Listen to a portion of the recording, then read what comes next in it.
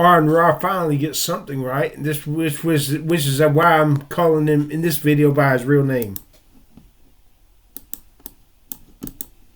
And he would know that he is a fraud.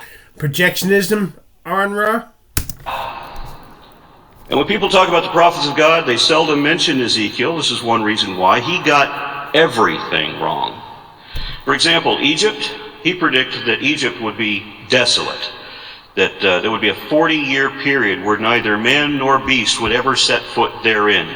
And again, this was supposed to happen during the time of Nebuchadnezzar. But it never happened at all. God couldn't hand Egypt over to Nebuchadnezzar for the same reason he couldn't hand Tyre over either. Ezekiel worshipped a provincial god whose military capabilities could be bested even by the simple machines of the Iron Age. So the demands this prophet made were either...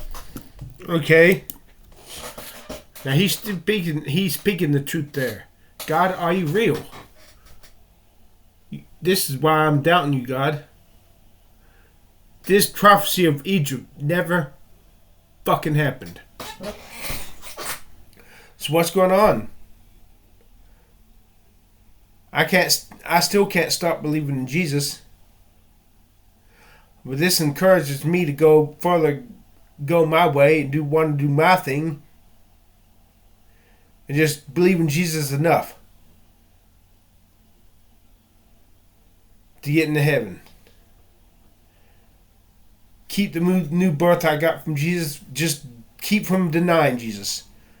Whatever I do, don't deny Jesus. If somebody points a gun in my head and tells me to deny Jesus, don't deny Jesus. But I'm not going to change my way of living. I'm not going to stop. I'll change just enough to meet, but that I can with the power that's in a difference I feel. It's in my jailhouse conversion. But I'm not going to stop wanting to be famous. I'm not going to stop wanting to be a good-looking guy. I'm not going to stop cursing God when I don't look good. My arms are not longer. God, I need something real.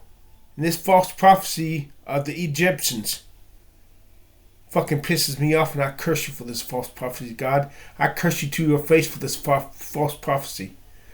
There is a way this prophecy can be saved.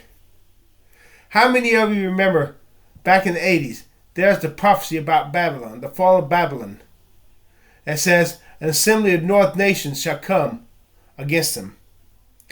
Their arrows are as a mighty excellent man. None of them returned in vain.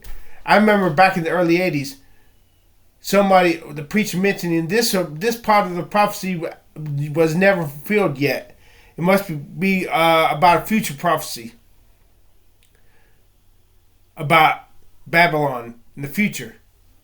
Well, guess what? January the 15th, 1991. You remember the 100-Day War? You remember Saddam Hussein and Iraq? You remember what he called his Iraq? He called Iraq the new Babylon. He said Babylon was going to rise again. And you remember who the nations were that came against Iraq? North America, the countries north of the Middle East, England, and all those north countries. And the expert arrows, every one of those arrows hitting their mark, none of them returning in vain. That's the Tomahawk cruise missiles. So that it turns out that the prophecy was fulfilled, just not when we expected it. That's the only way we can save God's reputation and Ezekiel's reputation as being a true prophet. Because if something like this does not happen, then God, you are a false prophet and you are a liar. And I curse you if you're a liar. If you are a liar, I curse you, because I want something real. Not just pre-theology. I want someone real. And fuck you if not this real person. Are you real, Jesus? Are you really real? Are you real?